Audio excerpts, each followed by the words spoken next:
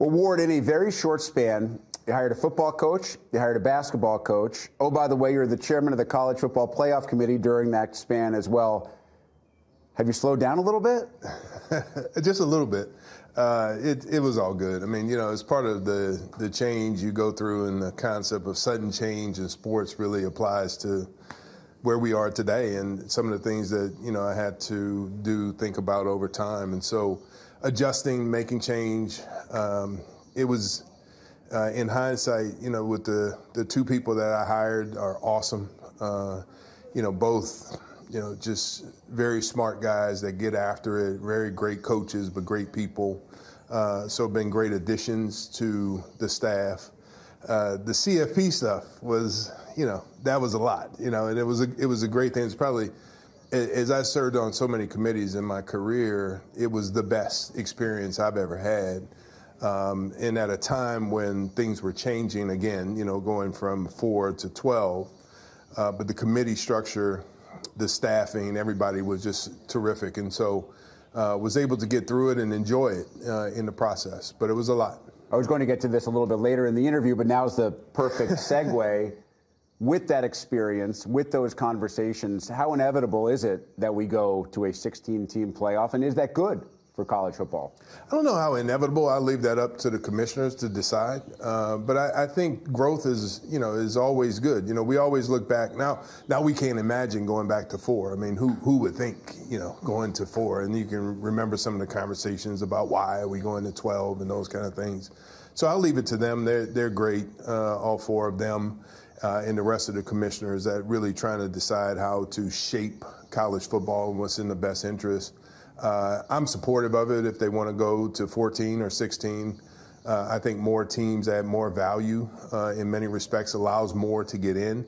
But you're still going to have the arguments on the fringes, right? You're going to have 17, 18, 19 going to argue that they should have been in.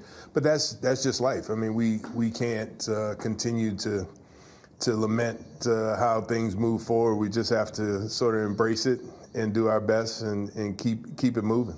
Back on your campus, Sherrone Moore finishes up his first full year as head coach. What was your assessment of year one?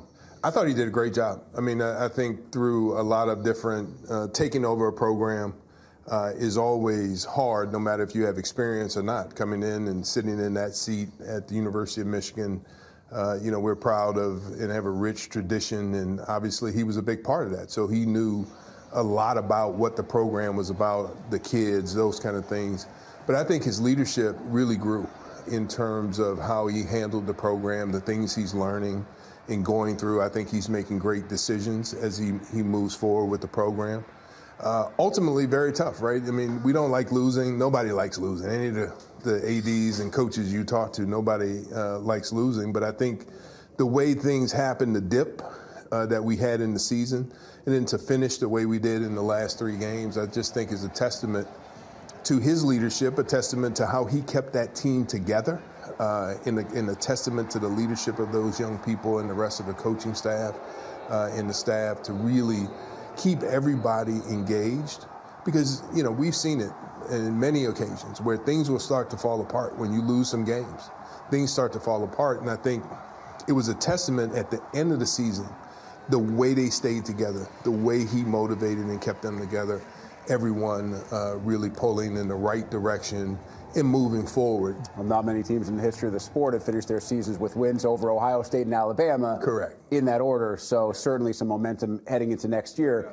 And speaking of momentum, Ward, by any metric or measurement, Dusty May's first year was beyond successful. What impressed you the most? Going through the process of knowing who he was and the success he had at FAU, but to see it firsthand, what was the best part? Him as a person.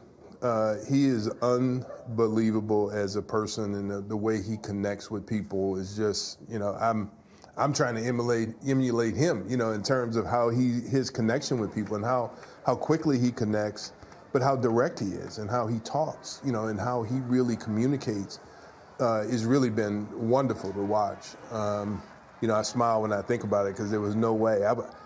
People would have thought I was crazy if I'd have said, look, we're going to go from 8 wins to winning the Big Ten championship and going to the Sweet 16. People would have thought, this guy's losing his mind. We got to get rid of him. You know, just remarkable job that he and the staff did, pulling the team together, and the way that they gelled throughout the year.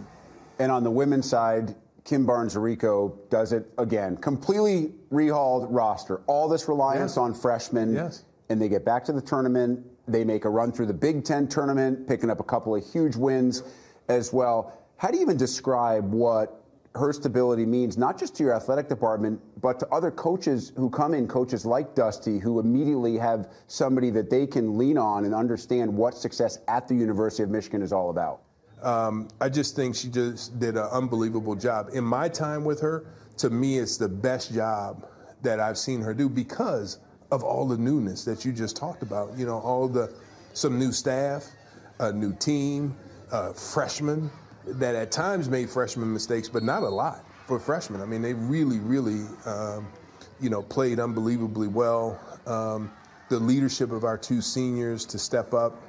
You have two women who are about 6'1", guarding posts that were 6'7", 6'6", and were holding their own and excelling all at the same time. I mean, it's a true testament to Kim, and she's the winningest coach in our basketball history, which shows a lot, in terms of the success that she's had and the longevity she's had. Wasn't long ago we got to watch the NCAA men's gymnastics championships come down to the final vault. You want drama? We're watching drama, and Michigan wins the team title thanks to that last vault, just enough points from Paula Judah. Fred Richard becomes the NCAA individual all-around champion. And I know that sometimes those Olympic sports don't get the attention that football and basketball do. But from the athletic director chair, to watch a program accomplish what that program accomplished this spring, what's that feeling like? Unbelievable. Unbelievable. Zhao, our head coach, has just done a remarkable job. Our assistants and Jordan, one of our assistants, was on the last championship team. And so, for him to watch that team come together the way they did, the vault before was also critical.